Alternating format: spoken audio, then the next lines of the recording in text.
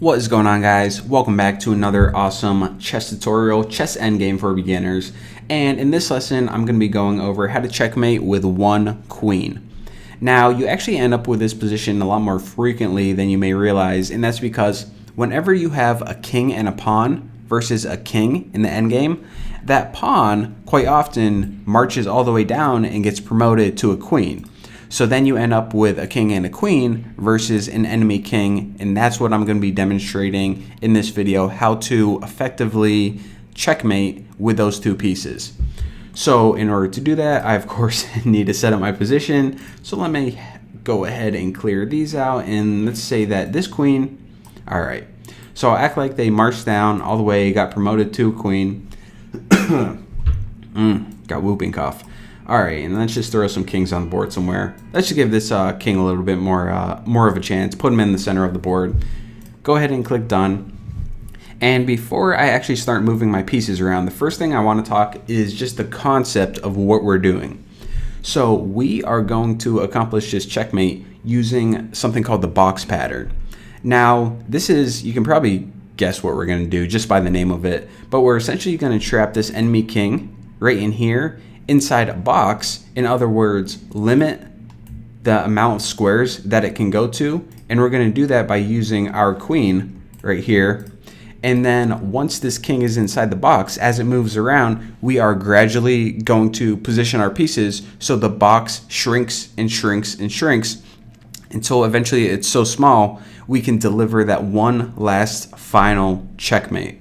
So it's going to be pretty cool, and I'll actually show you guys a really effective way of shrinking the box, so you don't even have to like go and calculate, okay, if my queen's here, is the box more effective if I move it here or here? Will that shrink it faster?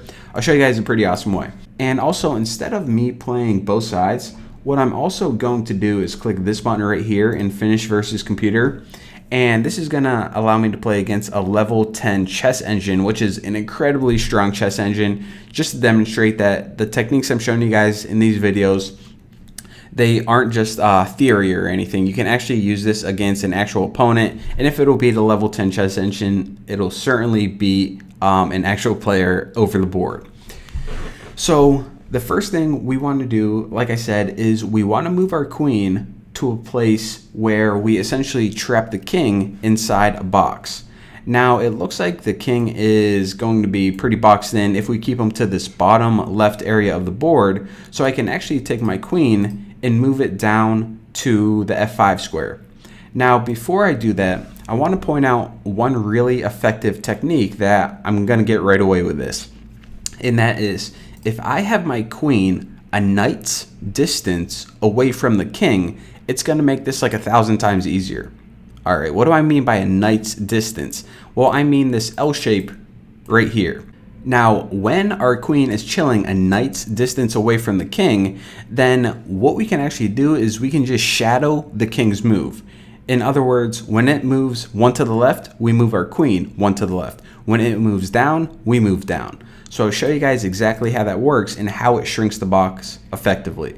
So take my queen on F8, move it down to F5, and all right. So we saw that that king moved one to the left. Now already it's confined to this area of the board.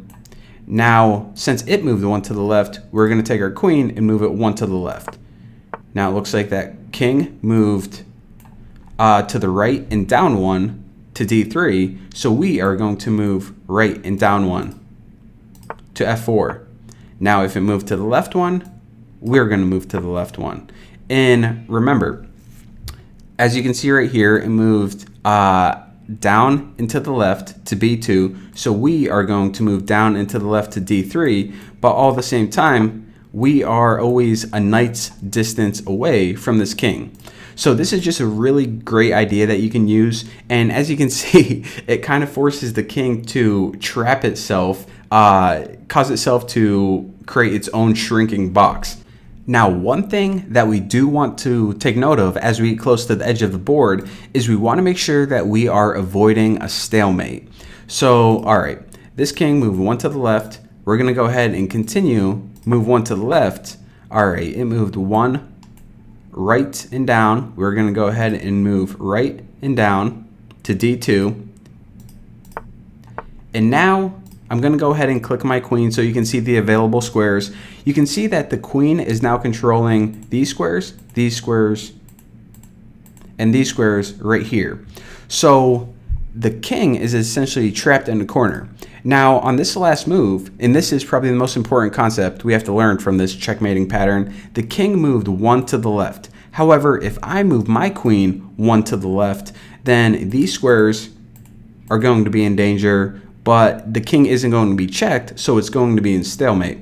So when the king is in a position where it only has 2 squares to go to, and for some reason, I just think of a toggle button. So right now, the king can just really toggle back and forth between A1 and B1. Once we have this structure in place, we can begin marching our king down to help this checkmate. So let's go ahead and keep marching it down, and once this king is in a position where it either opposes the king or the king is essentially 1 square away from it, we can move our queen over and deliver the final checkmate. Now, a key concept that we have to remember for this is that whenever we are checkmating with a king and a queen versus a king, your queen itself, it can't checkmate the king alone. Like, let's say theoretically you just had a queen and an enemy king on the board, and this king, didn't even exist at all. You would not be able to checkmate this enemy king. It's just not possible. So in order to checkmate with a king and a queen, you actually need both of your pieces. The queen is going to end up delivering the final checkmate, and the king is going to end up protecting that queen so it can do that. So that's the basic idea. If you got it in your brain, then go ahead and, congratulations, watch the next video. For those people who want to see one more example, and I'll talk you guys through it real quick, we can go ahead and set up a new position. So let me go ahead and set up a new position, clear it out, and we'll say we have a queen. Let me just throw a king in here, and all right. I want to make sure that I don't start out by checking the king, give him a chance. So I'll go ahead and click done, and let's play against the computer.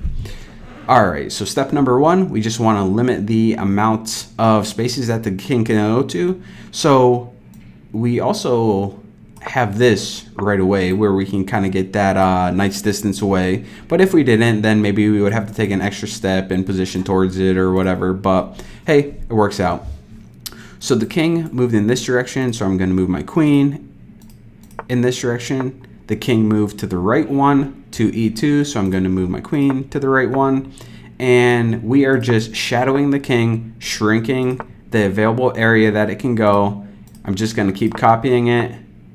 Boom, boom. And eventually, as always, the king gets to an area where it can just toggle back and forth. 2 squares, and it's going to keep going here to here, back and forth, back and forth. So now I'm going to bring down my king.